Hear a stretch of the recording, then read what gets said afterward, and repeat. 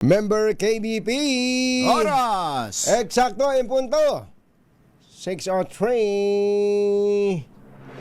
Balitang makatotohanan. Balitang maaasahan. ACS Balita. Walang makakaligtas. Walang makakalampas. Saan mang sulok ng kapuluan. Luzon, Visayas hanggang Kamindanawan. Basta't may balita. Ipagwagwagan ng sikat na tagapagbalita. ACS Balita. Kasama ang 2x2 tandem Anthony Taberna at Jerry Baha. ACS Balita.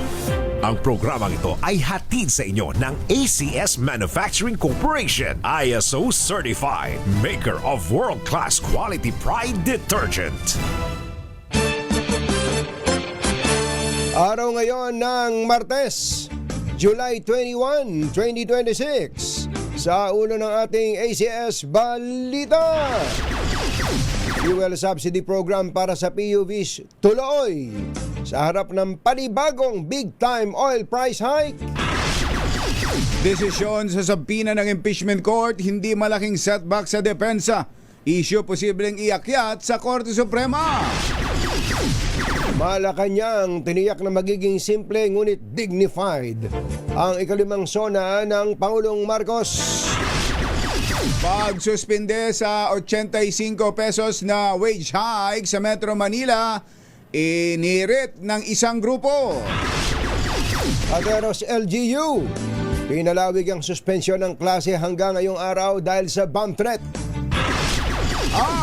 Kaso ng pagpaslang sa Amerikanong marine biologist sa Negros, idineklara ng PNP na lutas na. Magandang umaga, Luzon, Visayas at Mindanao. Good morning, Philippines. Hello, world. Kami po ang inyong mga tagapagbalita. Ito po si Jerry Baha. Ito po naman si Anthony Taberna. At ito ang ACS Balita. sa detalye ng ating mga balita. Magpapatuloy ang fuel subsidy program ng pamahalaan para sa PUV drivers at operators. Kasunod ito ng muling pagtaas ng presyo ng produktong petrolyo dahil sa tumitinding tensyon sa gitnang silangan.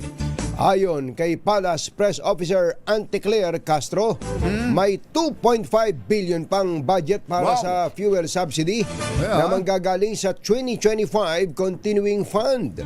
Samantala, nilinaw naman ni Anticlaire na hindi na palalawigin pa ang pagpapatupad ng service contracting program dahil wala na ring karagdagang pondong inilaan para rito. Sabi ni Castro, inatasan ng Pangulong BBM ang mga kaukulang ahensya, partikular ang Department of Energy, na i-monitor ang sitwasyon at magpatupad ng mga hakbang na makatutulong para ma-stabilize ang oil prices sa gitna ng nararanasang krisis. 6:06 ang ating oras na imbag na bigat kada kayo amin na po. Huwag rin kayon, gising na! Gising na dahil eto na ang bad news! Nako po! Ang sumalubong sa atin ngayong umaga, epektibo na ngayong araw ang big time price hike sa mga produktong petrolyo. Kapit! Ayon po sa Department of Energy, 11 pesos at 77 sentimos, 11.77 ang taas presyo sa gas o kerosene. Sa Pinakamataas pala sa gas, ano? Sa gas ang pinakamataas. Sa diesel sumusunod 10.68. Okay. 10.68 sa diesel. At ang gasolina, mababa lang ang itinaas. 3.65. 3 pesos and 65 centavos. Para hindi mabigla ang mga motorista, ilang oil companies ang nag-anunsyo na ipatutupad nila ang naturang price adjustment ng pautay-utay, gaya ng Sea Oil Philippines Corporation at maging ang Philippine Shell Petroleum Corporation. Ito, tinitingnan ko nga yung post ni Boss Jomay eh. Alam mo naman si Boss Jomay, parang may-ari ng gasolinahan. Gasolinahan, oo. Hindi nga kaya may gasolinahan. Meron. Tiniyak na eh. Ito daw po ang advisory ng Petron Philippines. Ngayong umagang ito, Ayan. ang gasolina 360, 360. diesel 820, at kerosene ay 810. Mababa, ano? Pero may pangalawang bagsak sa Huwebes. Lilipas sa ang isang Petron yan, araw. Petron. Gasolina, no movement. Diesel, 2.40 at kerosene, 3.50. So yung diesel at kerosene, dalawang bagsak. Dahil yun ang malaki. Dahil parehong lampas 10 piso ang dagdag dito, no? Mainam naman yun, hindi masyadong masakit. Yung mga nabigong humabol kahapon. Kagabi, traffic sa mga haba ng pila. Sa mga lugar na may gasolinahan, nakapila. Lalo sa Petron, kumbatsero, maganda kasi ang presyo ng Petron eh. Parang kumpara sa iba. Kumpara sa iba. Iba talaga yung meron ka sariling refinery eh.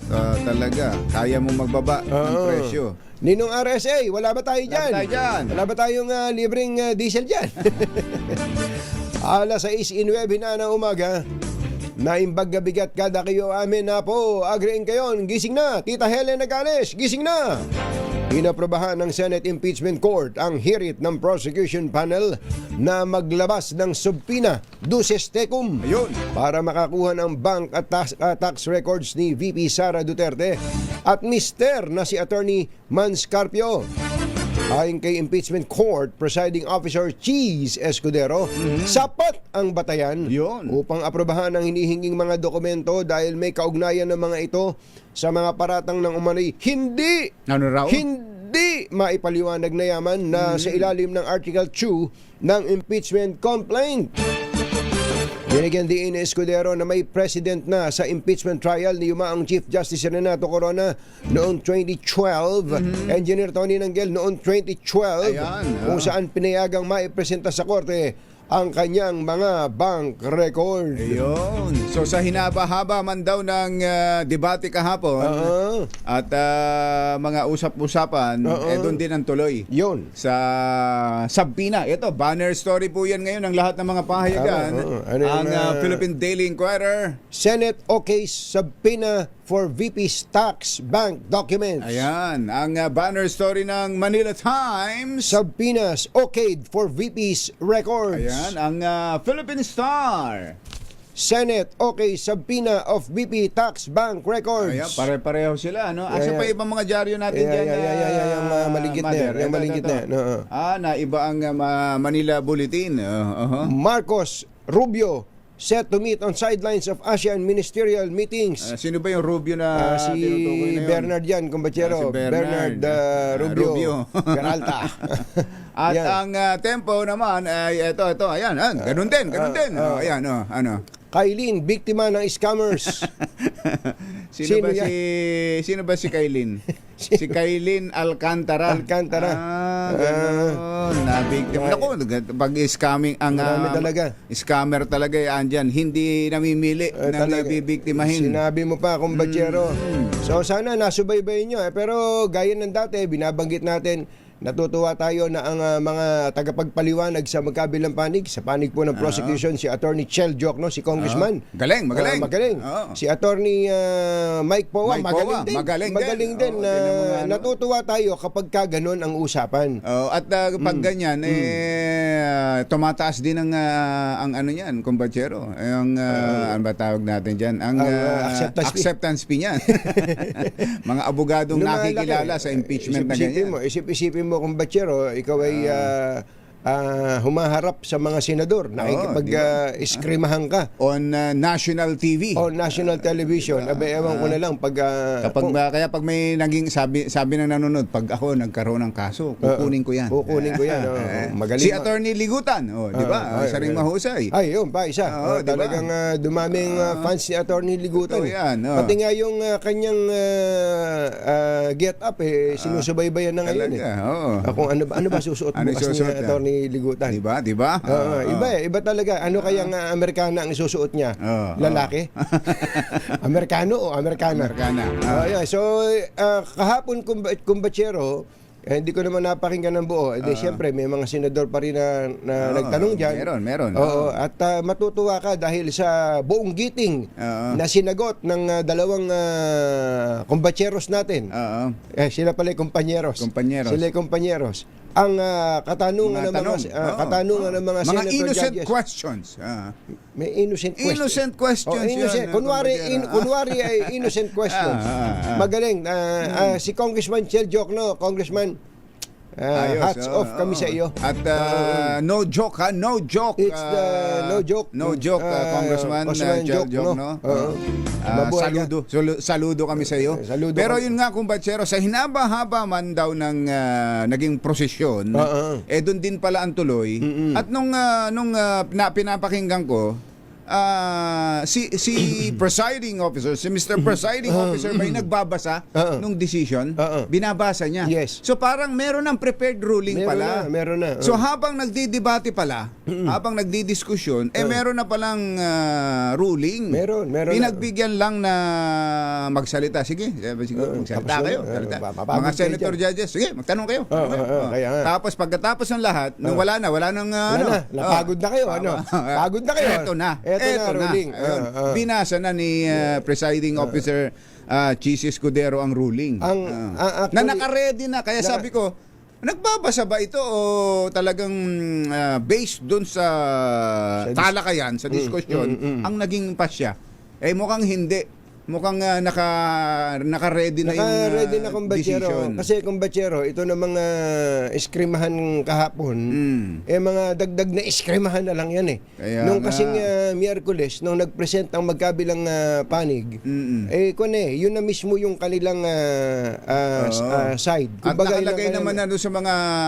At isinabmit na nila yun.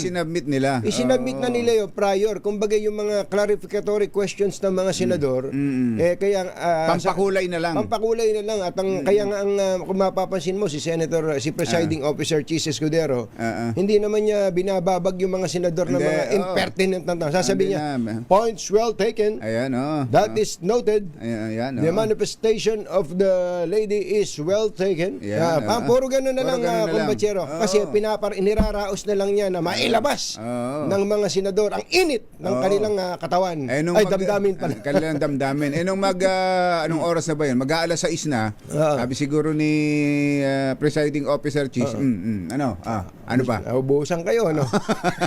Wala na. Eto na. Ayun. Yan na po. Mga 5 o'clock, mga 5 o mga gano'n. Galing. So yan ang aabangan natin. Yan ang aabangan natin, ang detalye niyan. Nagtanong, may message ako kagabi dahil pinapakinggan ko pinanood ko yung replay minessage ko yung isang kakilala natin na abogado. Sabi ko, ibang Chis Escudero ngayon iba. Sabi niya, nagsusunog ng kilay ngayon yan. Senator Chis, magandang morning! It's your turn. Ako na ba? Ikaw na. Oras natin, 6:16 ng umaga. Masantos siya kabuwasan at sa kayo namin, nagbangon kila. Sinita naman ni Senator Erwin Tulfo ang kanyang kapwa Senator Judge na ginagamit ang impeachment trial para ipagtanggol ang sarili sa mga personal na usapin. Sa ikapitong araw ng paglilitis, iginit ni Tulfo na nakalaan lamang ang impeachment court para sa kaso ni Vice President Sara Duterte at hindi dapat aksahin ang oras ito sa mga pansariling issue.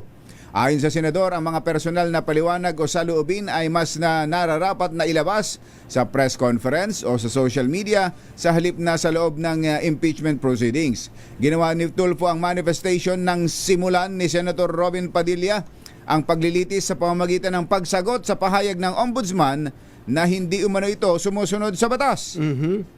This court was established, was created, the impeachment court, for the Vice President and Vice President only. This should be her time. This should be her forum, not our forum here na ilabas natin ang saloobin natin, mga sagot natin sa mga akusasyon, mga kaso laban sa atin. And this is not also the time, Mr. President, Mr. Presiding Officer, na hanapin yung mga kasama nating nawawala, nakakulong, dapat po doon sa Senado natin, sa sesyon natin, and not here in this court.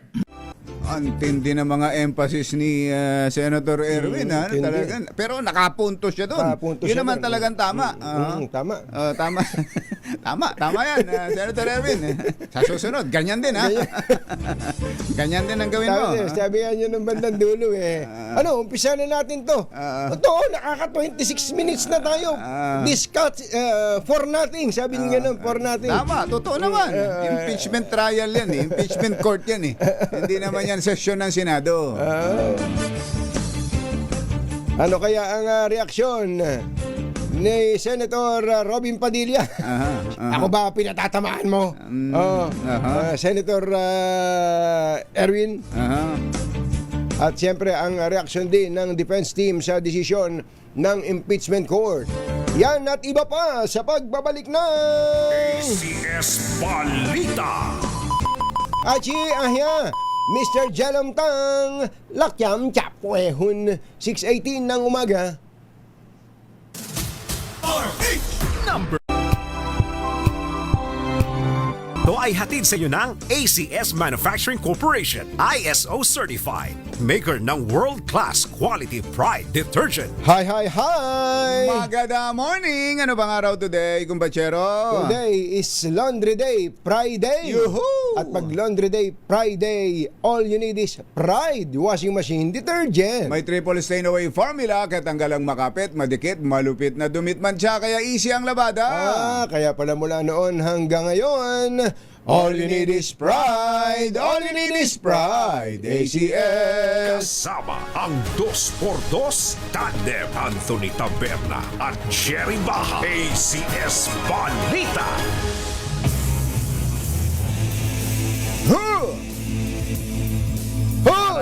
Parang mananaga ng espada Parang, Merong samurai na hawak nakapuntos to Kahapon sabi nung katabi ko kahapon na nanonood, tama yun. Nakapuntos. Kaya ako nga nanonood lang inayos ko yung kwelyo ko Parang ikaw yung nagsasalita. Parang ako yung nagsasalita. Feeling ko ako si Senator Erwin Tulfo. Parang naisatinig ni Senator Tulfo yung nararamdaman mo. At baka yun din ang nararamdaman ng marami nating kababayan. Ano ba yung impeachment court na yan? Kausapin po natin si Senator Judge Erwin Tulfo. Senator, magandang morning. Si Katunying po sa si Ka Jerry. Magandang umaga po, Katunying and Ka Jerry. Good morning. Ang tindi nung tayo nyo kahapon Tsaka yung mga diin, yung emphasis. Yung diin nyo kahapon, bakit ba umabot na dun yung para kayong bulkan na pumutok na parang ang tagal nyo nang nagtitimpi Senator. Paalala ng actually, Katunying and Ka Jerry, makasamahan natin, nakakalimot sila na yun ay impeachment court at itinatag para kay VP Sara, hindi para sa aming mga interes o mga problema namin. Yung mga problema tulad po ng sinabi ni Senator Soto, mga problema natin, doon natin dalhin sa Senado, sa pagbubukas ng Senado. Hindi yan ang tamang lugar o venue na magre-reklamo patungkol sa mga kaso laban sa aming mga sarili o mga nangyayari sa aming mga kasamahan.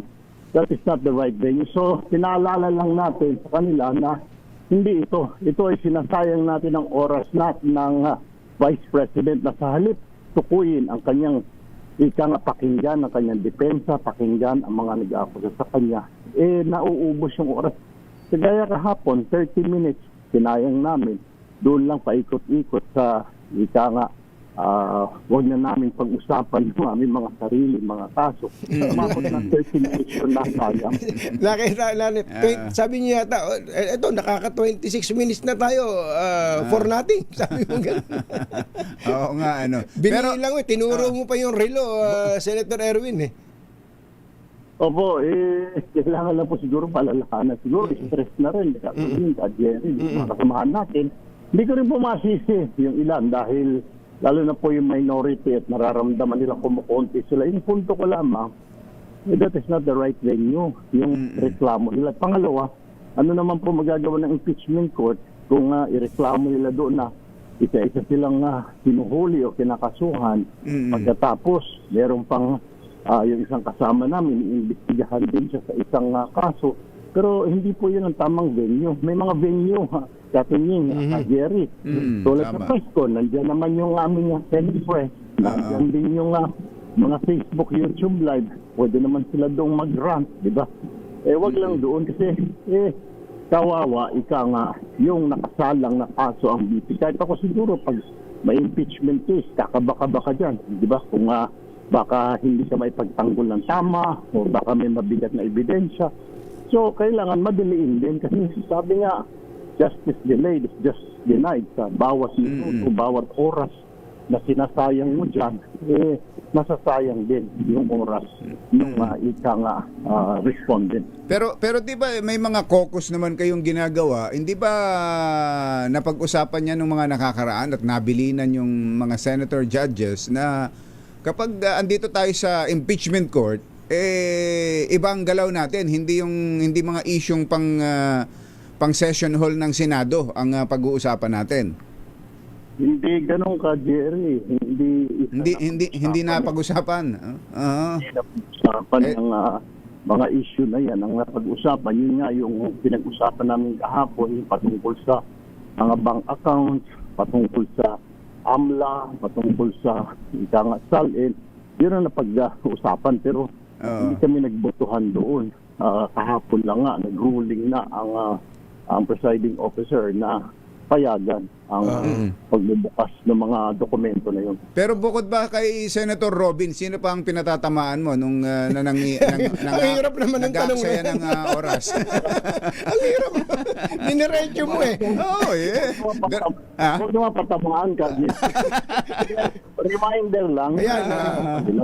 Pati sa amin din, sa majority, na let's limit, ika nga, this is not our time.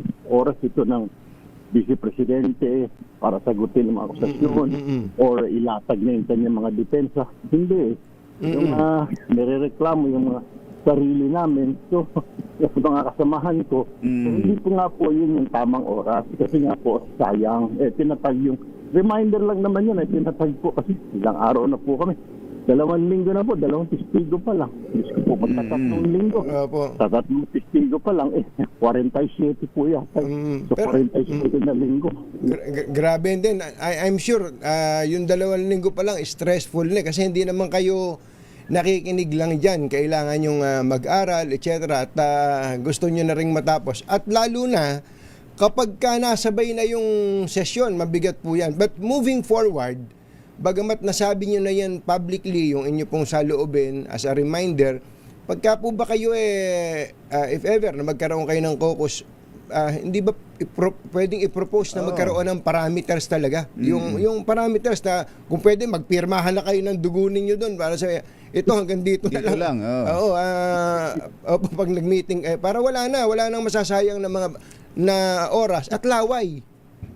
Oo. Kasi nung nakarang impeachment ni Justice Corona, impeachment era, wala namang ganun. Talagang nakafocus yun yung mga senador doon sa kaso. Walang mga issues na patungkol sa mga sarili ng mga senador, kundi issues lang talaga nakafocus kay Corona at kay dating Pangulong Erap. Pero ngayon, napasukan nga nito. At hindi ko rin masisi, bandang huli sabi ko, kung nagwawala sila, dahil babawasan sila.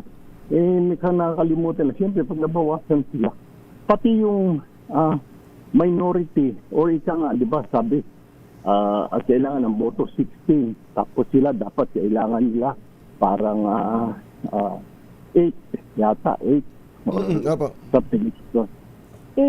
Mababawasan din sila kung mababawasan kami, di ba? Mababawasan ang bilang ng Senado na 2/3. Kung 2/3 ng 23 o 21. 22. Ilan na lang matitira o 23. Ilan na lang matitira sa kanila na para ma-acquit, di ba? Mababawasan yun. Instead na 8 or siyam, magiging 6 na lang o magiging 5 na lang pag nabawasan. So, balance lang Kaya yung wino-worry nila na baka hindi ma-acquit, bumabawas din naman yung bilang, yung ika nga for acquittal Babawasan mo yung kailangan, marami nga na kailangan i-convict.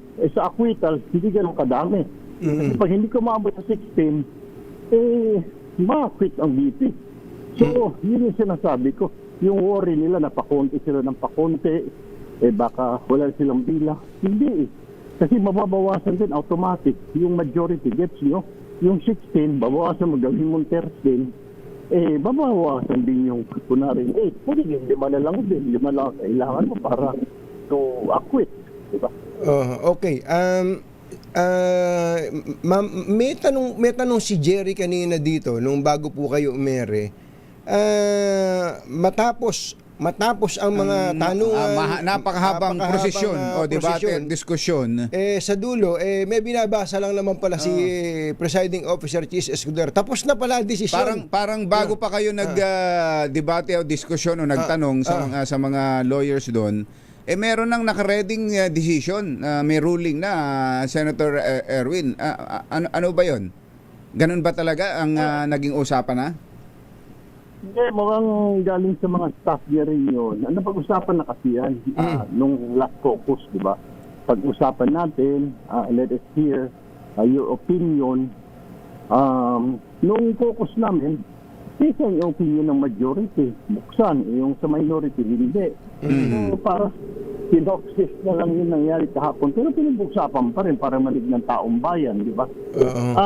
I believe, hindi ko alam kung nagawa na. Pero nakita ko kasi yung kanyang iPad, mukhang naka-wifi naman. So, coming from siguro dun sa mga staff niya, yung mga legis niya, baka doon din na-type. Kasi nakakakuha ka siya, nakaka-research sa kanya, napapansin ko. So, mukhang nakabantay din. Yung mga nakabantay doon sa gilid yung kanyang 3-4 na mga abogado na naka-standby.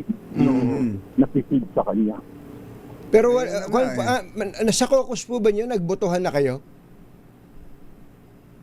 Wala pa. Ang sabing ganon, sa Lunes na lang, pagkakaroon ng botohan. Pagkatapos, yung consensus kasi ng majority na sa majority ang buksan, di ba? Yung pero depende kung anong ilalatag. Mukhang maganda naman na ipaliwanag ni Charles Jokno yung ikang point. So wala nang nag-object, wala nang nagsalita. Senador Lilano at saka si Senador Villanueva nagtanong. So yun na ang decision, Senator Erwin. Wala nang botohang mangyayari. Ito na yun, final na yun. Yun na po yung ruling. Parang tama ba intindi namin, Senator Erwin, yung decision ng presiding officer is carried by the impeachment court dahil wala naman ang nag-move to divide the house, ano? Pwede naman sana kung meron nagsabing I move to divide the house o magbotohan tayo, pero dahil wala naman po. Wala naman, kaya carried na 'yon. Wala po eh. Yun. Wala po eh. So, hindi naman sana may tumayo na the presiding officer will make a ruling. May tumayo. Teka muna. Magdi-divide tayo. Kailangan natin i-divide yung house. Hindi yung ikaw ang magdi-decision. Tama. Ma'am, sumasakayan din yung kabila na ganun ang ruling ng presiding officer. Opo. Sa tingin ko at sa punto ko. Opo. Okay. Sir, one last point na lang. May nabasa kami kahapon na ikinukonsider ninyo na gawing umaga hanggang hapon, ano ba, 10 a.m. to 2 p.m.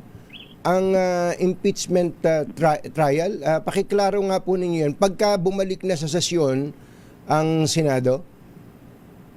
Tama po yun. Sa caucus namin, yung din po napasadahan po yan, yung caucus namin last week. Na mukhang amenable naman, mukhang sangay naman lahat. Alas 10 ng umaga hanggang alas 3 ng hapon. Impeachment. Mga 5 hours. So, Monday, Tuesday, Wednesday. Tapos sa hapon, 4 o'clock, bibigyan ng oras na ayusin, i-rearrange yung mga tables. Yeah. Kaya 4 o'clock. So, 4 to sawa hanggang 11 o'clock ng gabi. So, pwede kami mag-session doon. Tapos, ang committee hearings na gagawin Thursday. Naku, ang tindi ng trabaho. Talaga. Ang tindi ng magiging trabaho nyo. Wala na palang uwian ang mga senador natin. Pati yung staff, di ba? Paano kayo? Makakapag-workout man lang ba kayo sa pagka-umaga? Makakasingit pa ba yan? Kung uwi tayo ng alas 11, wala na. Pati kung may nightlife, wala na rin. Wala na. Huwag ka munang pupunta doon. Hindi, mag-wine, wala ka ng oras. Wala na, Sa bahay. Wala na. Okay, Senator Erwin, maraming salamat Thank you, po thank sa you, Senator. oras. Thank you po for ika nga, sabi nga namin ni Kumbachero kanina, to putting into words kung ano man yung nararamdaman ng iba rin nating mga, o marami pa nga siguro natin ng mga kababayan. Thank you po. Kaya lang parang hindi naramdaman nung mga pinatamahan mo nung huli, pagkatapos no ruling, may pahabol Senator Kailangan daw maglabas na kayo ng mga, ano tawag doon? Mga bank records ninyo. Lahat. Lahat. Hindi mahirap na kung patulan. Okay na lang. May palalaki pag ako pinatulan mo. Hindi, at least alam sa tinig nyo na po kung anong dapat sabihin. Thank you po, Senator Erwin. Magandang umaga po. Salamat din po sa pagkakataon. Thank you po. Good morning. Magandang umaga po. Kasama ang 2x2 Tandem Anthony Taberna at Jerry Baja. ACS Balita. Ulitin lang natin at mamaya may makakausap din tayong veterano sa Senado na yung ruling ng presiding officer, yun na yung ruling ng court. Yun na yun. Yun na yung ruling ng court. Maliban kung may tumayo, sabi niya, hindi, ito yung magbotohan muna tayo. Ayun. Kaya nung akala ko may tumayo, Mag-move siya to divide the house. Hindi naman pala Hindi naman. So yung pong desisyon na yun, parang wala po yan. Yan na yung pasyon. Yan na yun. Ang itatanong natin, yung bang ruling ng impeachment court is appealable? Is it appealable to the Supreme Court? Ayan, kasi may mga maalam sa batas na nagsasabi na pwede raw questionin yan sa Supreme Court. Yeah. Nagatid sa kabuuan ng ating ACS Balita. Ito po si Anthony Taberna. Ito po si Jerry Baja. ACS Balita. Kasama ang 2x2 Tandem Anthony Taberna at Jerry Baja. ACS Balita. Ay! Maganda morning kay Mrs. T. Birthday nga pala ni Mami Sel ngayon. Ay, si Mami Sel. Laban tayo dyan. Laban tayong pandesal dyan sa Katunying. So, happy birthday, Mrs. Rosel. May inilatag na ba rito? May inilatag na rito? Meron. Meron na? Meron. No, pinagdugtong-dugtong ang newsprint at inilatag. Happy birthday, Mami Sel, at sa lahat na nagbe-birthday ngayong July 20. Si Mikey De Quiros. Si Mikey, o nga pala. Ang daming birthday July celebrants, ano? Totoo. Ngayon mo kontrahin yung sinasabi ko. Ngayon mo kontrahin ang sinasabi ko, kumbachero. Wala naman ako sinabing... Nung sabihin kong all men and women are created equal. But only the best are born in July. Ngayon mo kontrahin yun. Suko na ako Yan ang linya ni Robin Padilla kay Sharon Cuneta sa maging sino ka na. Suko na ako Baka mahal na nga kita Ayun, sabi. Kuya Sherwin Donesa, happy birthday. Kay Mika, na kasamahan natin dati sa Umagang Kay Ganda. At kay Elimer, happy birthday. Kuya Rufino, dyan sa Switzerland, Kuya Rufino Gamboa, happy birthday po sa inyo. At sa mga taga Barangay Ligas 2, Bacoor, Cavite, nandiyan po ang ating malakas promo kasama ang Charm Fabcon Paul per Eternity. Ayan, para po kayo ay swertehin. Nako, katakot-takot ang pinamimigay dyan. May cash na. Mayroon pang mga isang tambak yung dala-dala lagi ni Sherwin at hindi lang yun. Mayroon pang isa. Hindi maupos Ready na ba kayong tandaan ang ating Word of the Day para manalo ka ng Deezer H Mini Component? Eto na! Ang ating word of the day ngayon ay kalaban ng pantrangko. Kalaban ng super linis. Matindi. Kalaban ng BLTB. Puro kalaban yung kalaban ng Genesis. Genesis. Kalaban ng Genesis Bus. Ang word of the day ay victory. Victory.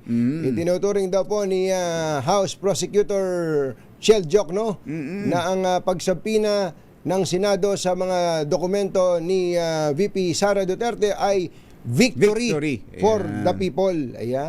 So, tagumpay. Isang tagay sa tagumpay. Lakay, alam mo ba yun? Oras po natin, Achi, ahya. Mr. Jalom Tang, lakyam si Chaphon, 6:40 na ng umaga. Balitang makatotohanan, balitang maaasahan. ACS Balita. Ang programang ito ay hatid sa inyo ng ACS Manufacturing Corporation, ISO certified, maker ng world-class quality Pride detergent. This time check is hataw, humahagupit, lumalatay na komentaryo sa himpapawid. 2 por 2. Walang takot sa paghimay sa masalimuot na isyu ng bayan. 2 por 2. Humahataw na mga balita at impormasyon. 2 por 2. Ating damhin, ating lasapin ang hagupit na 2 por 2. Nagdesisyon ang Senado bilang impeachment court na magpalabas ng subpoena para sa bank records, mga dokumento mula sa Anti-Money Laundering Council at BIR records ni Vice President Sara Duterte at asawang si Attorney Mans Carpio. Kasama sa sinubpina ng impeachment court ang 20 kumpanyang iniugnay sa mag-asawa matapos makita ng prima facie base sa mga base sa mga isinumiting dokumento ng prosecution kaugnay sa aligasyon ng unexplained wealth sa ilalim ng Article 2 ng impeachment complaint. Sa desisyong binasa ni Presiding Officer Francis Cheese Escudero, sinabi nitong may sapat na batayan ang hirit ng prosekusyon at hindi ito maituturing na pangingisda o fishing expedition. Kabilang sa mga ipinasusumite sa korte ang AMLAC reports na tumutukoy sa umunoy 6.7 billion pesos covered and suspicious transactions na iniugnay ng prosecution kina VP Sara at Attorney Carpio bilang bahagi ng aligasyon ng unexplained wealth. Isyu ng bayan, katotohanan. 2 por 2. Pag maitim ang balak, magtago ka na. 2 por 2. Si Jerry at si Anthony, narito na. 2 por 2. Hahataw ng todo, urado ka. 2 por 2. Ang katotohanan, dala nila. 2 por 2. Walang sinasambang balik, maniwala ka. 2 por 2. Hataw ng gusto, tol, umasa ka. 2 por 2. 2 por 2. Hi. Maganda morning. Magandang umaga, bayan! Ito po si Anthony Taberna. Ito po si Jerry Baha. Muli pong sumasa inyo ang 2 por 2 sa umagang ito ng Friday! Yuhuu! Si Customs Commissioner Ariel Nepomuceno. Nakikibati kay Mami Sel. Happy birthday daw kay Mami Sel. Ayos po, Commissioner. Hindi ba sinundan ng wala ba tayo dyan? Ganun nga. Ay, thank you po, Commissioner, dahil ito naman hindi lang naman natin sa kanya naririnig to. Sabi niya, panlaban sa traffic ang masaya niyong reporting. Kahit problema na news, masaya pa rin.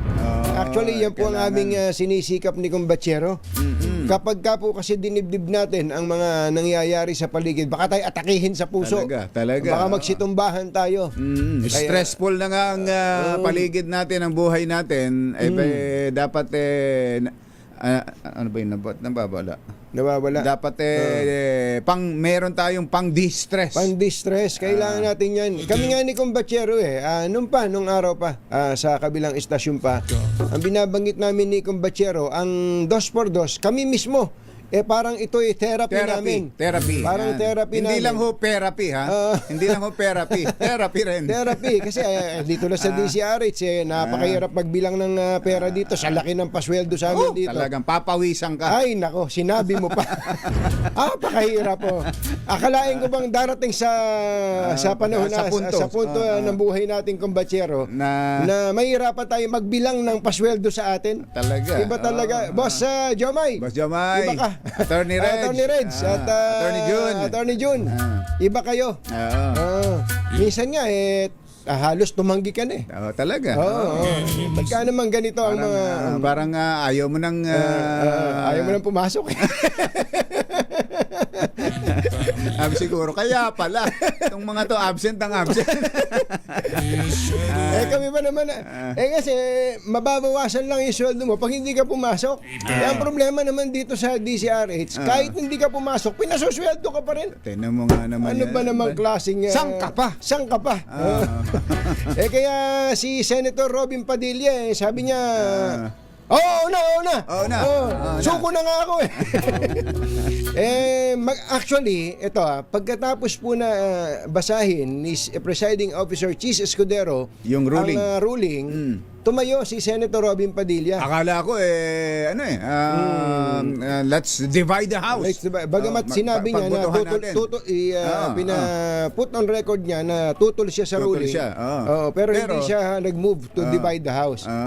Pero ang sinabi niya dun kumbatsero, kaya mahalaga yung FOI yung Freedom of Information Bill na kanyang tinalakay. Na hanggang ngayon hindi ninyo inaaprobahan. Parang ganoon parang ganoon ang dating. At ang hirit niya siguro dahil sa sama ng loob out niya. of frustration. Sa sama ng loob niya na mabubuksan ang bank records ni VP Sara. Sabi niya, buksan na natin ang bank records ng lahat ng mga opisyal ng gobyerno.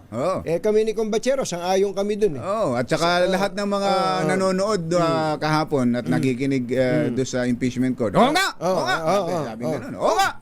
Tama kami po ni Kumbatsero at yung mga nanonood siguro, naniniwala na tama si Senator Robin Padilla doon. Lamang hindi ho yun yung tamang venue. Hindi yun ang tamang venue. Para siguro kung nakasalang sa impeachment lahat ng mga opisyal ng gobyerno, yun ang topic pero okay na rin, at least nasabi ni Senator Robin Padilla. Kaya lang itong si Senator Cheese Escudero, may kalokohan din sa katawan sumagot ng maikli. At sinabi niya ako na nga yan may bill na nga ang Senado na pagka ikaw opisyal ng gobyerno, susulat ka ng waiver sa bank records mo. Parang exempted ka sa bank secrecy law. Exempted sa bank secrecy law. Parang ginanon kumbaga yung lahat na sinasabi mo na yan ayos na yan. Nakapahil na nga yan. Pero tama po yun. Nababanggit nga natin si Senator Ping Lacson Nung pa po sinabi ni Senator Ping Lacson, pagka ikay opisyal ng gobyerno, whether you are appointed or elected, dapat wala kang karapatan sa bank secrecy law. Para matapos natin itong problema natin sa korupsyon. Yun talaga. Isang napaka-importante, isang napakagandang hakbang yan. Ang problema lang kung Kumbatsero malaking hakbang yan. Ang problema lang kung Kumbatsero, bagamat, again, tama po si Senator Robin Padilla dyan, ang problema lang dyan, baka wala na tayong opisyal ng gobyerno. Hindi lang yun, Kumbatsero. Yan bill, panukalang batas. Paano ba magiging batas ang isang panukala? Naku, kailangan pong pagtibayin yan ng mga mambabatas. Ayun, yun. Papayag ba ang mga mambabatas na bulat-latin ang kanilang bank records? Ayun, kapag nabago na ang mundo at nagdesisyon na sa ang mga politiko natin na pumayag diyan, palagay ko doon pa lang natin makikita ang magiging batas yan. Hindi ba? Kaya lang parang sinusuntok mo yung buwan. At baka pati yung mga nagsusulong yan, kunwari nagsusulong yan pero ayaw niyan. Talaga. Pero pogi siya doon. Kasi alam niya hindi papase. Alam niya hindi papase. Bakit at least pero pogi siya. Pogi. Pero kung ang sasabihin niya ganito, yung nagpapropaganda na sang-ayon siya doon. Kung siya mismo ilalabas niya Oo. bago niya i-file yung bill, Ilalabas niya niya yung kanyang bank account. Oo. Ito po ang aking bank accounts. Oo. Bank account, peso lang po ito ha, peso. Kasi pagka pala foreign currency deposit, iba pala ang panuntunan doon. Iba pa ganun. doon. Nako, Ito po ang aking peso deposit. Aha. Ito po yung kinita ko, ito po yung Peso deposit lang? peso deposit. Kahit na yung bangko ay andito sa Pilipinas? Halimbawa, may dollar account ka sa BPI or sa basta BDO. foreign currency deposit, iba pala yung batas doon. Kaya yung ruling wala pa rin yan yung pala. ruling kahapon ng impeachment court does not include yung foreign currency deposit. So dapat pala, kung ikaw isang mandarambong talaga, at alam mong may ganyan yan, dollar account. Mag-dollar account ka pare, o kaya yen. O kaya, yung ginagamit ngayon, crypto. Crypto. Yung Bitcoin. Naku, yung Isa pa papala, yan. yung papala. Jerry Baha at Anthony Taberna sa 2x2 sa DZRH. Yun ang ating pangarap. May tumayo lang dyan, senador o congressman. Ako po, ito po pinafile. Pero bago pa, ito na po ang aking kon.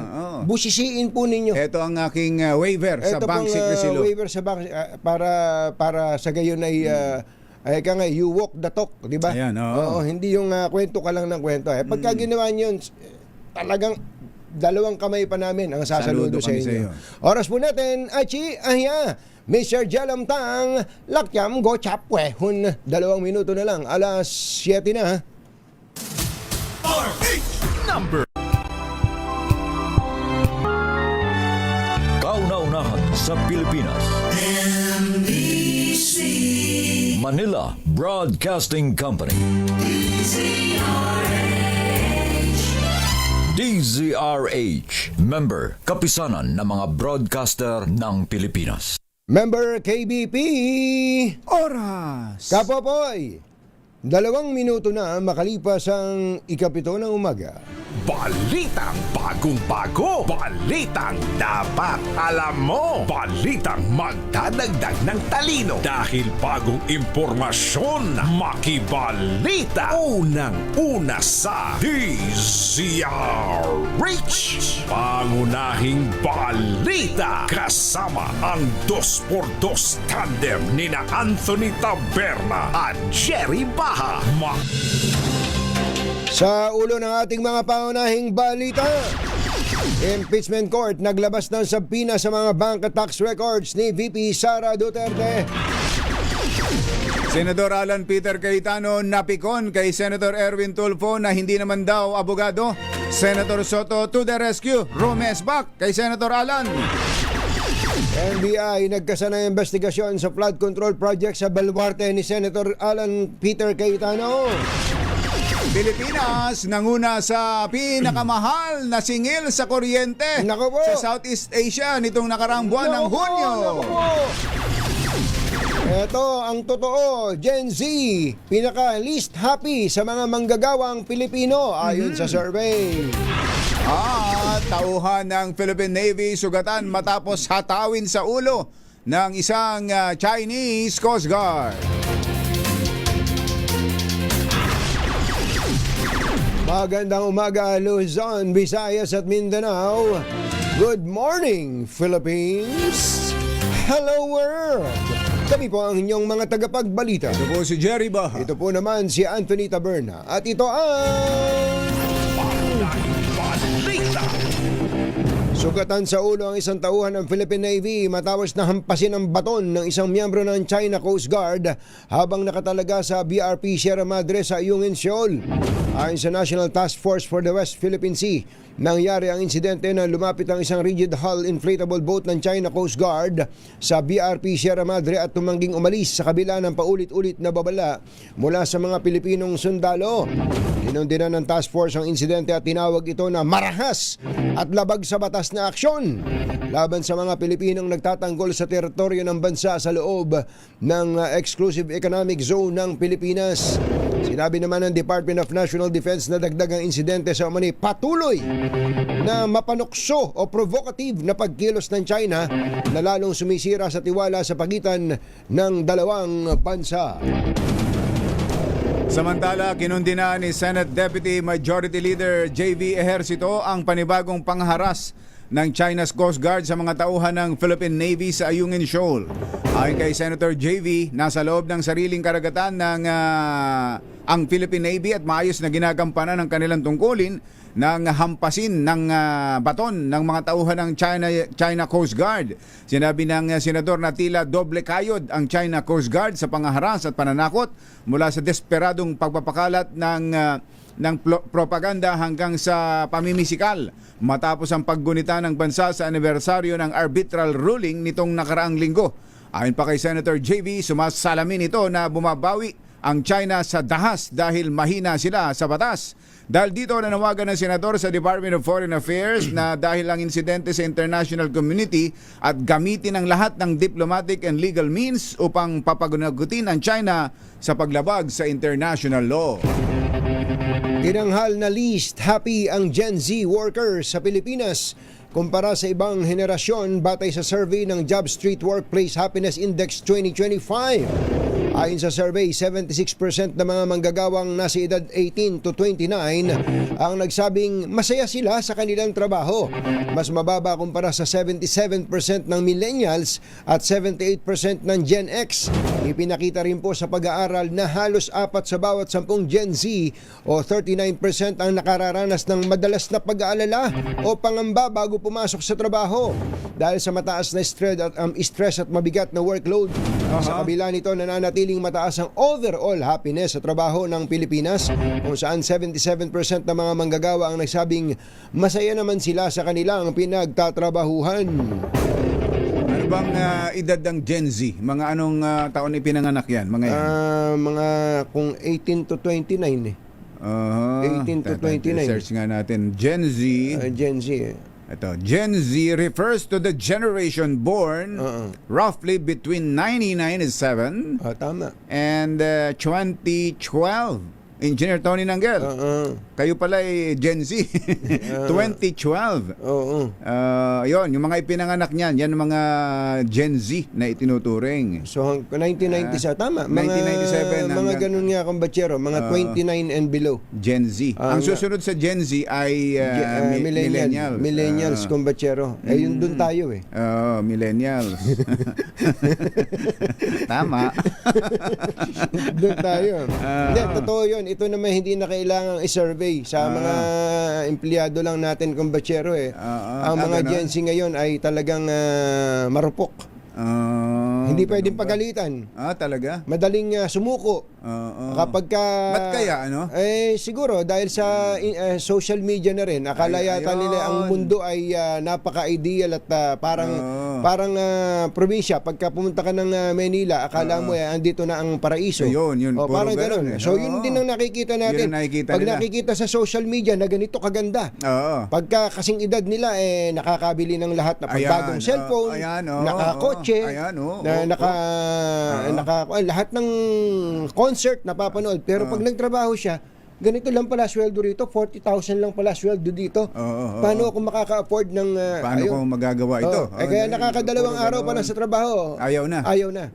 Ito hindi natin generalize ang Gen Z, pero marami pong ganun. Ang mga bata ngayon, ang epekto ng social media. Kulang sa tiyaga. Kaya dapat talaga, inaalis na yung social media na yan. Tanggalin na yan! Tanggalin na yan! Asa na ba yung proposal dyan? Na dapat 16 years old and below ay wala mo ng social media. Pambihirang pati sa... Alas 7:08 ang ating oras. Eto na. Pinakamahal na ngayon ang singil sa kuryente sa Pilipinas kumpara sa ibang bansa. Sa buong Southeast Asia. Naku. Ito po ay ayon sa Department of Energy mismo. Umabot sa 12.43 pesos kada kilowatt hour ang karaniwang singil sa kuryente.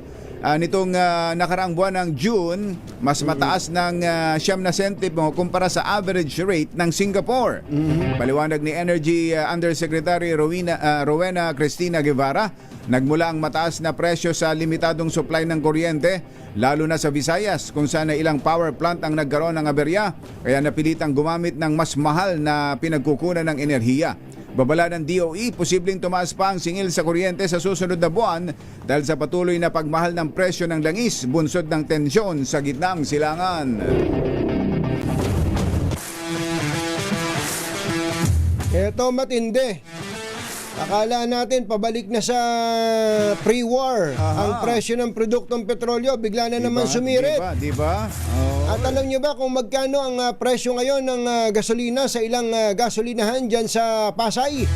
93 pesos na daw. Naku po. OMG! Alamin nga natin kung may nagpapakarga pa mula kay RH15, Giselle Ricafort. Coming, Giselle!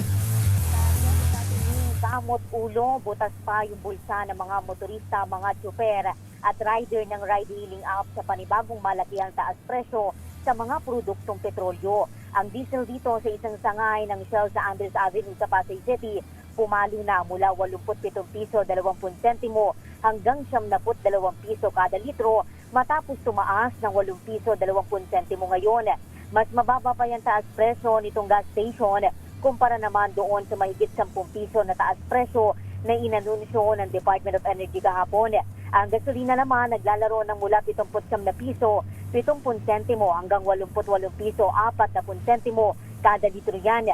Habang sa kalapit nitong sangay ng Petron sa kahabaan naman ng Naiya Road, mas mura sa 85 piso 30 sentimo hanggang 87 piso 40 sentimo ang kada litro ng diesel, habang 86 na piso 40 sentimo hanggang 77 piso 40 sentimo ang kada litro ng gasolina.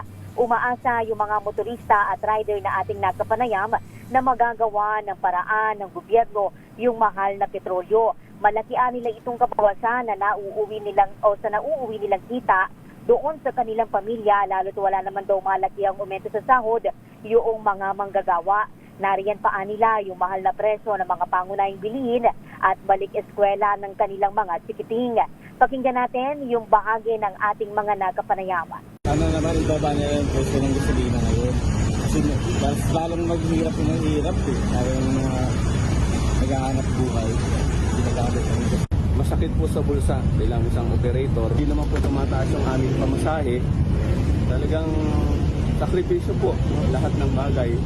Tinitiis na lang po namin. Kagabi at kaninang madaling araw, yung pila ng mga nagpa-full tank bago magpalit yung presyuhan ng petrolyo, pero ngayon ay matumal na yung mga yung kahapon, yung humahabol yung humahabol bago yung big time increase, ano? Oh, pero yung binanggit mo na wala almost 93 sa diesel, madadagdagan pa yan sa Thursday. Walang nag-isang buhusan lang eh. Ganon? Yung Petron? May mga gasoline station na isang buhusan, hindi na sila inuutay-utay. Parang yung ganyang system, nung mga unang ano lang yan eh. Hindi, ito in-announce ng Petron eh. In-announce ng Petron na 2 bagsak. Oo, pati yung yung binanggit mo kanina ng gas station. Yung sea oil. Pwede ba yan na magsariling sikap yung ibang mga gasolinahan? Magkano daw ang diesel ngayon, Giselle? Almost 93 eh. 93. Ba't ang laki yata ng dahil nung nakaraan yan, nasa 75 lang eh. Kaya ngayon, so kung 10 pesos, di 85 pa lang. Mataas. Baka depende sa location kung batsero eh. Yung may mga location kasi na talagang mura. Tsaka, ay nako, ganun talaga ang buhay.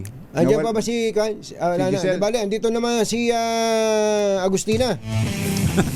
Si Agustina ay mga vendor naman ang pinuntahan. Pero nagrereklamo din sa presyo ng gasolina. Bakit? Vendor ba sila ng gasolina? Alamin nga natin ang balita mula kay Tina Nolasco. Coming, Tina! Katunying ka, Jerry, mataas na nga, tataas pa lalo ang presyo ng mga bilihin. Itong sentensyanto ng mga vendor na ating nakapanayam dito sa Central Market sa Santa Cruz, Maynila dahil sa panibago na namang pagsipa ng presyo ng krudo. Kwento ng mga vendor na ating nakapanayam, halos linggo-linggo na lamang tumataas ang presyo ng kanilang paninda dahil sa domino effect ng oil price hike. Dahil na lang ng mga tendero ng itlog na ating nakapanayam na inaangkat pa sa San Jose, Batangas ang paninda. Kwento ng mga ito, tumaas na nga ng 10 piso hanggang 20 pesos ang kada tray ng itlog dahil sa gastos sa transportasyon, Paano pa kaya ngayong nasa 10 pesos ang itataas ng diesel? Ilang vendor naman ng mga prutas ang nangangamba rin dahil halos linggo-linggo na lamang ang itinataas ng presyo ng kanilang paninda na nagdudulot ng matumal na benta. Pero katunying ka, Jerry, pinaka-umaaray sa mga vendor dito sa Central Market ang mga rice vendor o tindero ng bigas. Bukod kasi sa mababang kita, dagdag pa sanin nila ang sistema ng tie-up ng kanilang mga supplier kung saan sa kada sako ng magandang bigas na kanilang mabibili, may kapartner itong hindi magandang klase ng bigas na kailangan din nilang bilhin na hindi mabenta sa mga consumer. Pakinggan natin. Pag bumili ka, may katandem na pangit. Yung meron siyang 1-to-1. Yung itatandem nila, hindi mo mabibenta. Napakapangit. 1-to-1. Halimbawa, Ito, meron kang katayap nito, 1-to-1, ibig sabihin. so kung bumili akong dalawa rin na ganito. Dalawang ganyan. Paano namin nagbebenta yan? Kung 100 bilhin namin, 100 din na ganyan. Gagana to sa isang buwan, isang ganito lang bibenta. Mandatory po kayong kailangan bumili niyan. Kailangan, hindi ka makakawa. Yan ang sentimiento ng mga vendor dito sa Central Market kaugnay ng pagsipa ng presyo ng krudo. Ito si RH9 Tina Nolasco para sa DZRH, una sa Pilipinas, una sa Pilipino. Pangunahing balita. Alas 7:16 ng umaga. Susunod! Inokoy! Ang bakbakan ng mga senador. Minsan ay personalan ng mga senator judges. Ay sus, Mario Josep. Yan na po ang nagiging panyanyari sa Senado. Yan at iba pa sa pagbabalik ng... Pangunahing balita. Samantala, may nanalo na het. Tumutok sa DZRH at manalo ng isang 1,000 pesos sa Malakash promo kasama ang Charm Popcorn Purple Eternity.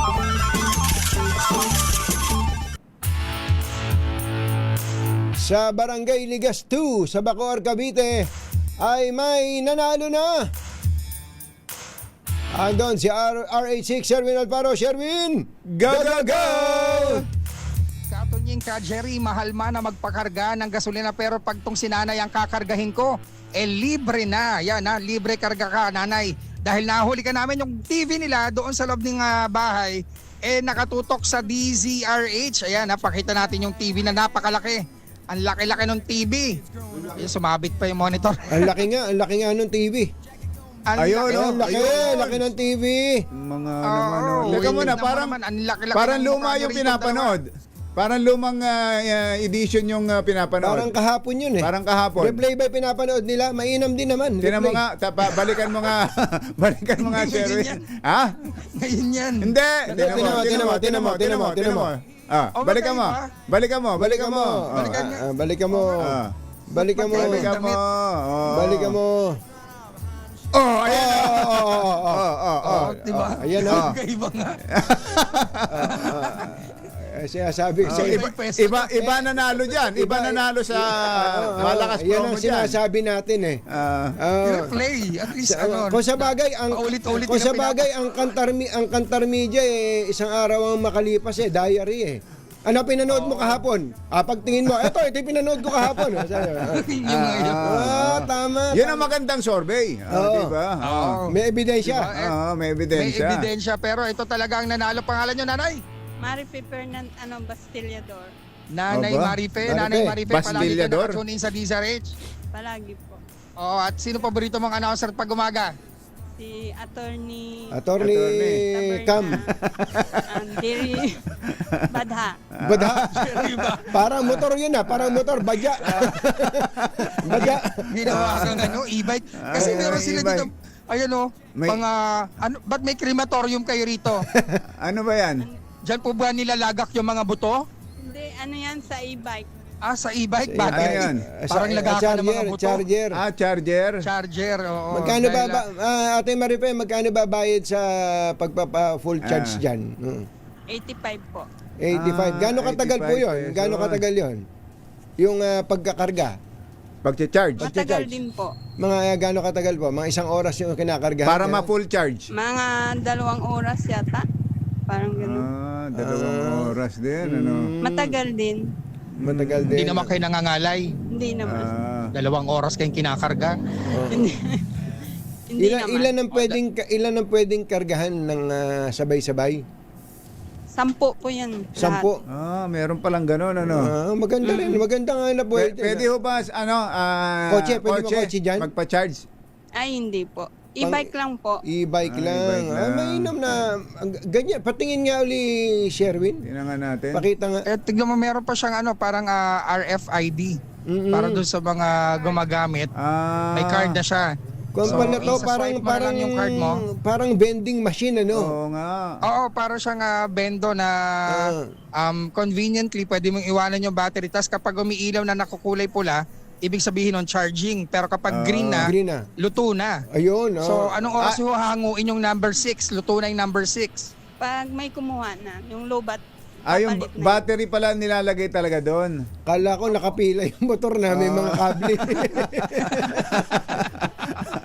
Battery pala nilalagay.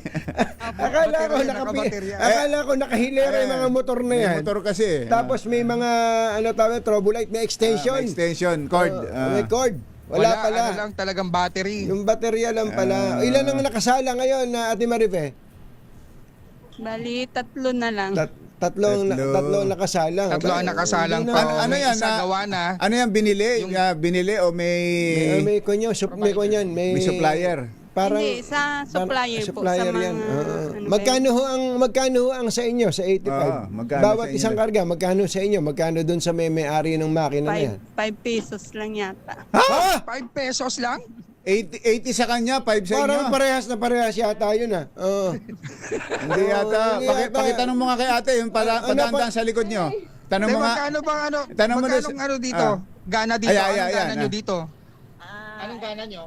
Ano lang, yung monthly 1,000 monthly ang ano niya. Monthly. Binabayaran nyo sa unit? Upa nila yan. Upa nila sa iyo. Tapos paano yung kuryente? Libre. Ayan, may ano sila submeter. So may babayaran din sila sa kuryente sa inyo, yung provider. Hindi, pero may tao kayo na kuan eh. Hindi nagbabantay, hindi ba dapat Yung tao na nagbabantay, magkano sa kanya? Yung sa binabantayan niya? Ano yun na yung 1K. 1K na kasama na. Included 1K na. lang monthly. Yun lang. Yun lang para doon sa tagabantay. Gabantay lang. parang talo kayo dun ah. Gusto nyo ba ng... Oo, kasi ang kuryente mahal. Oo. Kaya nga eh. Parang... Ayaw nyo ba na... Gusto nyo ba nga, Kwan, tatapatan namin, nanay? Palitan natin. Ano po tatak niyan? Ano tatak? Opero? Opero. Opero po. Opero. Magka-counter opero po kami. Kontra opero. Kontra opero. Pwede naman. Para naman yung mga nag-i-bike kawawa naman kasi yung mga nagsa-sidecar lang. Kawawa din yung... Tingnan mo naman si nanay. Yung nagsasidecar ang inaalala niya, hindi yung sarili niya. No? Kainam mo naman. No? Iba kayo. Kawawa din po kasi nakilabasan lang sila. Malaki din yung... Charge doon sa yung butaw nila sa araw. Oo, So magkano po nanay, magkano po ang sales niya, yung buong Yan, isang charging. Kinikita ko ng mga sidecar, depende yun sa daming Hindi po, pasahero. diyan po sa Yung opero. Yung opero na yan, magkano mga 1K lang. Hindi, kung 85 pesos per full charge. Sila po, doon sa mga nag-Gcash, doon sila nagpapa-load. Diretso na. Pero basta to dito, 1K lang yung kita namin dito. So hindi nyo alam, binibigay ni Opero. hindi nyo alam kung magkano ang kwan. Hindi nyo alam kung magkano ang kinikita ni Opero. Hindi po. Kasi nakarekta na nga dahil may RFID parang kapag nag-charge Tama. sila doon sa Magaling ID. din yung magaling din yung kung sa isang araw po nakakailang baterya kayo na iniestima diyan, sinacharge. Depende yun kasi sa ibang lugar dito rin eh. Siguro mga 6 na battery. 6 na sa baterya. isang araw. Isang araw. 6 lang. Hindi umaabot ng mga... Kasi meron sila din doon sa ibang ano yun. Tabi-tabi lang pala. Kaya pala. May outlet. Kaya pala. Dito isa lang rin. So, Kanya-kanyang outlet. kung 6 times 85, pinag-aapirahan na sa mga 510. Kasi doon sa isang, halimbawa, magcha-charge ka ng 85 pesos, mga 3 araw, 2 araw naman malulubat yung Matagal battery mo. din Matagal pala. din. Kaya hindi masyadong marami ang customer, ano? Parang ganun. Sige po, hindi na kami magka-counter Hindi na po, offer. hindi na po. Pwede naman na pala. Pwede na 1,000 dyan. Okay, 1,000. 6 lang pala customer kada araw. Biglang nagbago isip. Gusto sana namin sulutin. Dahil sino pa po rito mga announcer sa DZRH tuwing umaga? Attorney. Anthony Taberna, Jerry Badha. Kaya badya pa rin. Pero 1,000 pieces. Ayun! Thank you po, thank you. Ginawa mong e-bike. At syempre, meron ka rin Charm Popcorn Purple Eternity. Bango ng 1,000 bulaklak. Nasa Charm Popcorn Purple Eternity kapag ginamit sa mga anlawing labahan. At syempre, gagamitan ng Charm Popcorn ang pinakabagong design ng DZRH t-shirt. At meron ka rin grocery mula yan sa ACS at sa DZRH. At ngayon, kailangan masagot mo yung ating word of the day para makuha mo yung ating medium component. Victory. Victory! Victory! Ang medium component, hatid sa atin ng Astron, alagang maasahan. Ano masasabi mo kay Katunying at saka kay Ka Jerry? Salamat ng marami. Thank you, Ate Thank Maribel. you. Thank you po. Thank you po Parang sa inyo. naiiyak ka, parang hindi ka masaya. Dahil sa lahat ng mga nais manalo ng 1,000 pieces, lagi tumutok sa DZRH. Baka kayo na susunod nating winner sa DZRH Malakash promo kasama ang Charm Popcorn Purple Eternity RH number 6 Sherwin Bata Alfaro DZRH. Una sa Pilipinas, una sa Pilipino. Maraming salamat Sherwin at sa lahat ng mga nakikinig at sumusubaybay sa DZRH. Thank you for making us number one. Una at mga bagong balita sa DZRH. Pangunahing balita. Abangan po ninyo, dating Senate President Franklin Drilon. Standby lang, Senate President. Sandali po lamang, oras po natin. Kityam Diaplak. 7:26 ng umaga. This time check is brought to you by bagong balita sa DZRH. Pangunahing balita. Oy, doon po sa mga empleyado ng gobyerno, mga GSIS members at pensioners, may magandang balita po ang GSIS para po sa inyo. Ano naman yan, kumbatsero? Napakasungit mo naman, kumbatsero. Maganda to dahil mas pinalawak, mas pinadali at mas pinalaki ang GSIS Balik Ginhawa 2. Aba, maganda yan ha. Ano ang pwedeng ma-avail ng mga miyembro at ng mga pensyonado? Pwede silang makatanggap ng refund na katumbas ng hanggang 6 na buwang loan amortization mula December 2025 hanggang May 2026. Paano kung may arrears na ang loan? Pwede pa rin mag-apply, kumbatsero. Basta hindi pa due at demandable yung loan. Aba, kaya sa ating mga GSIS members and pensioners, samantalahin na ang pagkakataong ito. Aba, mag-apply na sa GSIS Balik Ginhawa 2 gamit ang GSIS Stats App. Mas malaking ginhawa ang hatid ng GSIS para sa inyo. Pangunahing balita.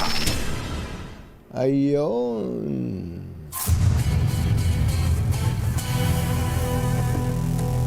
Kausapin po natin ang isang veterano.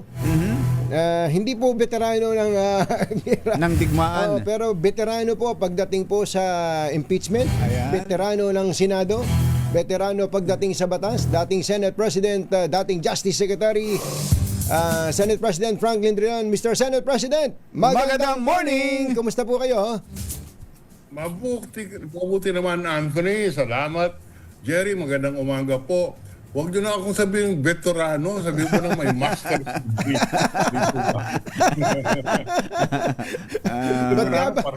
Para bagang galing ka sa digmaan, saka nakakatanda pala pag tinawag kang veterano. Yes, sir. Good morning. Good morning po. Jerry. Good morning po. Una po, ano po ang reaksyon ninyo sa naging pasya ng impeachment court tungkol sa bank at tax records ni VP Sara? Yan po ay talagang dumaan sa butas ng karayom. Ang prosecution dito, umusad ng konti ang impeachment, ngunit matagal pa yan. Ibig sabihin, marami pang tanong, marami bago po magkaroon ng production ng document. Yan po ang kailangan naman yan, Anthony, para po sa proteksyon ng taong bayan na ang kanilang mga bank account ay hindi lang basta-basta mabuksan. Kailangan may dahilan, may proseso. At yan po ay isang paraan kung saan siguro makita kung ano talaga ang laman noong bank record. Hindi pa po tapos. Yung sumpi na po ang ibig lang sabihin, Anthony, Jerry, ay inuutusan ang bangko na dalhin mga dokumento. Yun pa lang, yun po, wala nang iba. Hindi pa nakikita kung anong laman noon ang inuutang dalhin ang dokumento sa husgado. At hindi, buti binanggit nyo yun, hindi nangangahulugan na admissible agad bilang ebidensya yung mga dadaling dokumentong ito, Tama po yan, hindi pa napagpasyahan yan. Ulitin ko lang, ang inuutos lang ng husgado, dalhin ang dokumento. Pagkatapos susuriin pa at pagkakaroon pa ng ruling dyan kung ito ba'y admissible in evidence. So yun po ang proseso. At kailangan ang prosesong ito, Jerry, Anthony, para po naman maproteksyonan ang karapatan ng isang mamayan na hindi pwede buksan ang kanyang bank account at ito po yung mabigyan naman ng protection ng privacy rights ng isang depositor. Ngunit hindi naman po pwede na maitago lang, baka naman may kasama dong hindi isang ayon sa batas, kaya po susuriin mo na yan, titingnan mo na ang inuutos lamang sa ngayon ay dalhin ang mga bank records. Yun pa lang. Pero ito po ba, Mr. Senate President, expected na, inaasahan ninyong ganyan din ang magiging desisyon kahit na maraming pagtutol, maraming pagkontra at parang bayawak na pinipilit na dukutin sa lungga ang itong mga bank records na ito? Ay, nangyari na po yan nung ako'y nung impeachment trial ni Chief Justice Corona. Hiningi din ng kanyang bank records, yung SALN, at ayan po ay pinroduce din sa impeachment court. Kaya hindi ito ang kauna-unahang pagkakataon na pinroduce yung bank record. Nung panahon po ni Corona ay nilabas din yan. At inyong malaala, Anthony, Jerry, yun pong second envelope. Yes. Hindi po ba? Yes. Malala mo yun. Second envelope. Dinala sa husgado, ngunit hindi binuksan. Tapos, isa sa mga kasamahan natin sa Senado noon, ayaw pa buksan. Kaya po ng EDSA 2. Yes. Hindi po ba? Ngunit sabihin ko sa inyo, alam mo ano malungkot doon? Pagkatapos ng EDSA 2, binuksan ang envelope, walang laman.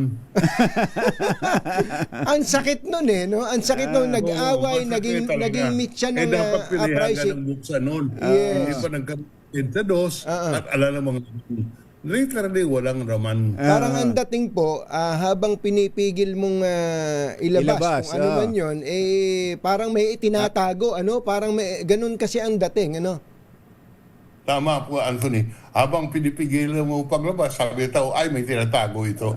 Ganun po ang sa second envelope. Yes. Pinigil labing isa. Nag-walk out ang prosecution panel.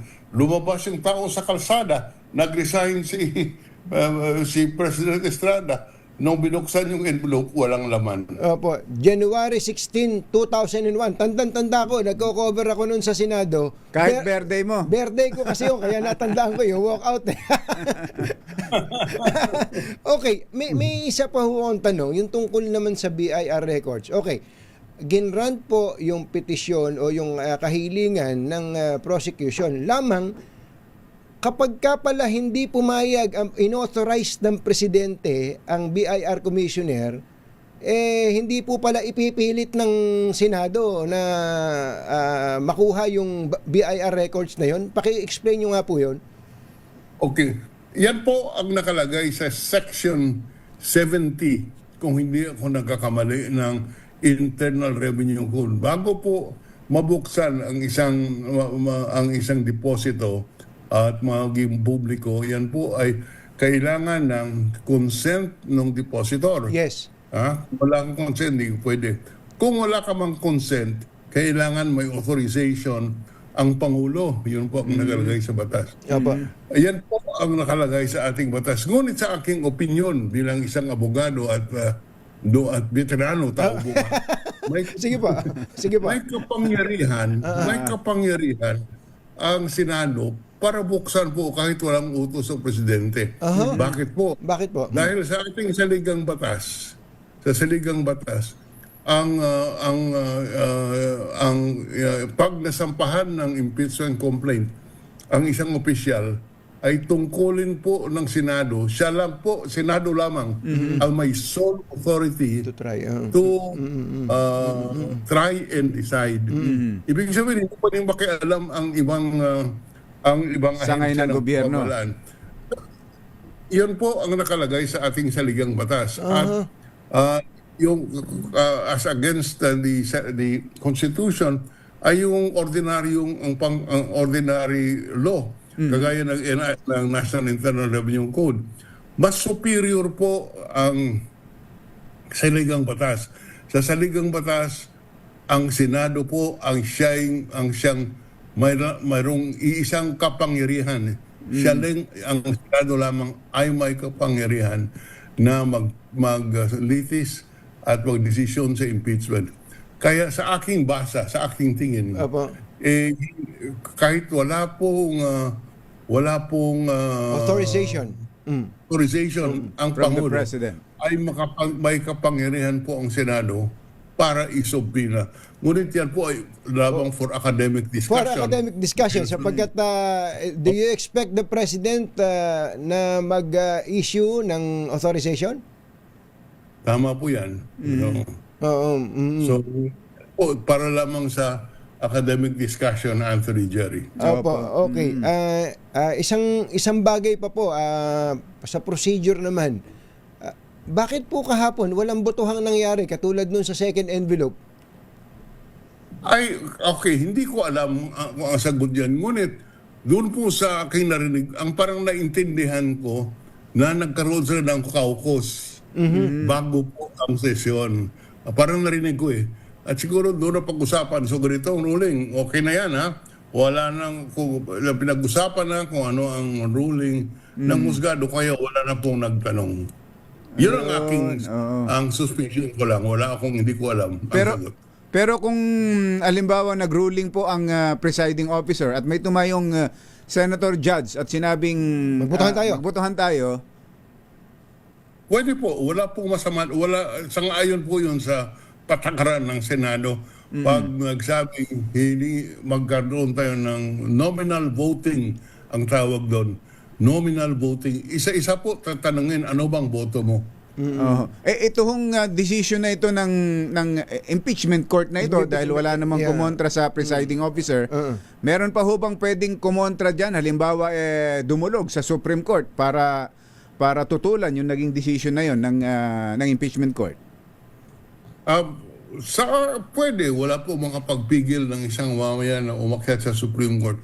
Ngunit sinabi ko nga kanina, sa ating saligang batas, the Senate has the sole power to try and decide. Kahit yung Korte Suprema po, dapat hindi makialam. Dahil ang kinikilala sa saligang batas, ang kapangyarihan ng Senado na siyang maglitis at mag-decide ng impeachment cases. Hindi po pwede ang Pangulo, hindi po pwede ang Korte Suprema. Kaya, walang hinula pong pumipigil kahit sino man na dadalhin itong kaso sa Korte Suprema. Ngunit sa akin po, ang kapangyarihan ay naandyan. Hindi po ma-deny na may kapangyarihan ang Pangulo at ang impeachment court para po para isubpina itong bank records at ITR at internal revenue return. Okay, last na lang po. Bakit po Philippine peso deposits lang ang sinabpina? Hindi ba pwede yung dollar? Pwede pong dollar. May kailangan ng may order din. Doon po sa Foreign Currency Deposit Act, absolute din ang confidentiality. Hindi mo rin pwedeng tingnan ang foreign deposits kung walang utos ang husgado or hindi pumapayag o walang authorization yung depositor. Pwede po. Pwede. Pwede. In fact, noong panahon ni Chief Justice Corona, kung hindi ako nagkakamali, sinubpina din yung dollar accounts. Ayun pala. Yun na nga. Pero dito sa order na to, yung sa subpina, hindi kasama yung foreign deposit, ano po? Foreign currency. Tama po. Tama. Hindi kasama. Pero hindi ibig sabihin walang kapangyarihan ang impeachment court. Mayroon po. Meron. Pwede. Pero kailangan pa pong mag-petisyon ng prosecution. Bukod na motion. Bukod na petition, motion po yan? Paano, Anthony? Kailangan pa po ba ng prosecution na mag-file ng panibagong petition regarding foreign currency deposit? Yes, kailangan po. Pwede na lang, hindi ko alam kung hiningi nila dito sa kanilang original request for subpoena, pero kung ibig talaga nilang ilabas yung foreign deposit, ay kailangan ng pahintulot ng impeachment court. Okay.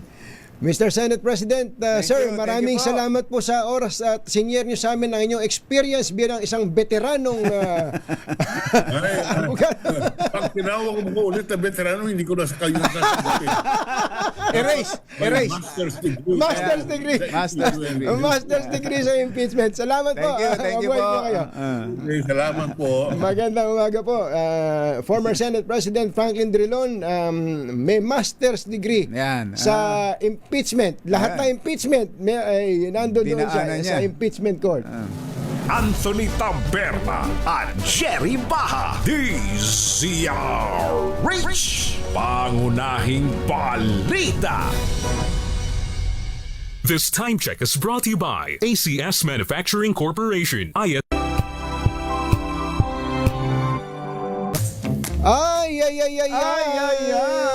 thank you po Kuya Jerry Labasan at Kuya Michael Claveria sa pagbati ninyo. Thank you. Ate Rosel sa birthday niya ngayon. At binabati rin po natin ng happy listening itong mga taga-engineering office ng Manila City Hall. Aba? Lagi pala silang nakatutok. Ano? Sila Engineer Randy Sadak, tsaka si Engineer Levi Yambao, ay mga engineer natin dyan sa Manila City Hall. Magandang morning. Umaga po. At ganoon din kay Engineer James Alahar ng Meralco, kasama ni Manong Joe. Manong Joe Saldarriaga. Tsaka kay Engineer James Alahar, magandang morning. Oy, Kuyang Alex Onte ng BIR RDO 28 ba kayo? RDO 28 ba kayo, Kuya Alex? Magandang morning. At magandang morning din kay Kuya Ray Soria ng Union Bank. Oy, baka kailangan nyo ng palitan yung bubong ng inyong mga bahay, ha? Buti na lang may bubong na maaasahan. Gawa sa state-of-the-art technology. May aluminum na. May pintura pa. Now available na rin sa pre-painted tiles pan. Para sa eleganteng bubong na matibay na, makulay pa. Mag-cherry loom pre-painted ka na! Oy, good morning pala kay DSUD Secretary Jose Ramon Aliling at kay Pag-ibig CEO Marilyn Acosta. Marilyn Acosta. Matindi pero para silang ginawang turnover kumbachero itong DSUD at Pag-ibig. In-inspection din yung housing project at mga house and lot units dyan sa Tarlac.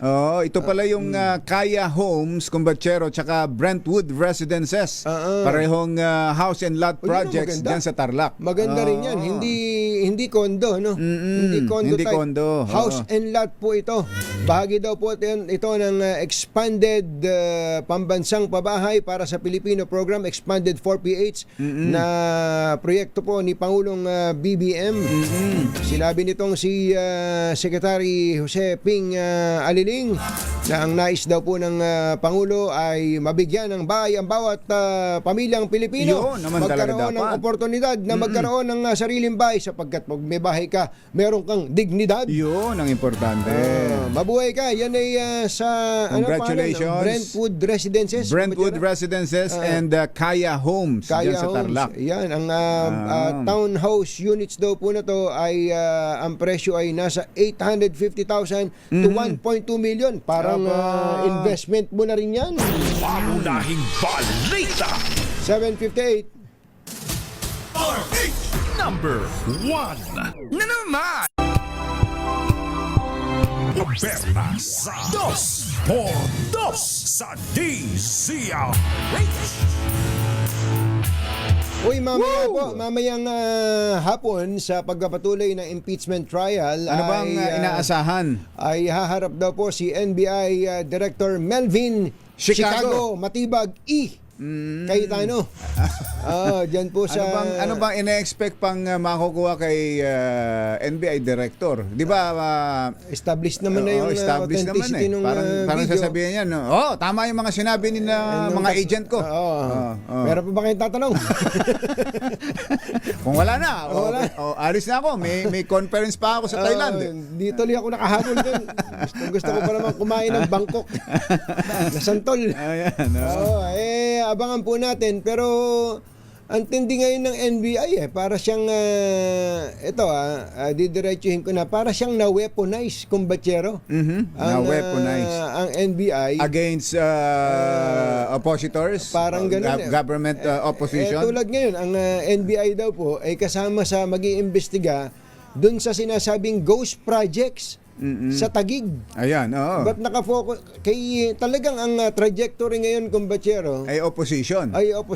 Totoo naman, di ba?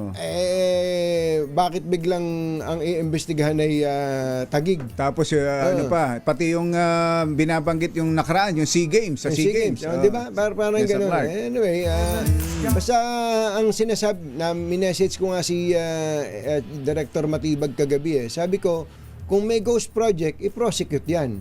Pero kung maayos na may mga proyekto, walang ghost project, sabihin ninyo.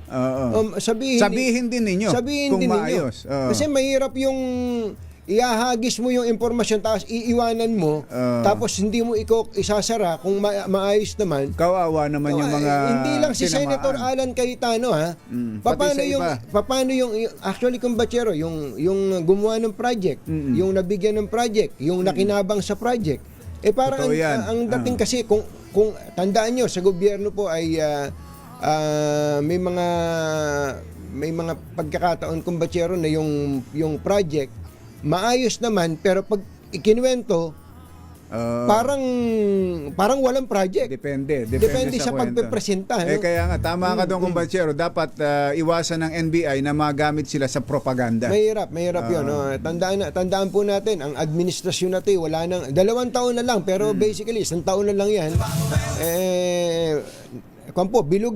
Bilugang bola. Bilog ba ang mundo? Bilog ang mundo. at hindi dapat magkaroon ng ganong imahe ang NBI. Napakaganda ng imahe ng NBI. Ang gandang institusyon yan. Paano? Bye! Happy weekend! Woo! Damdaming Bayan! Susunod na!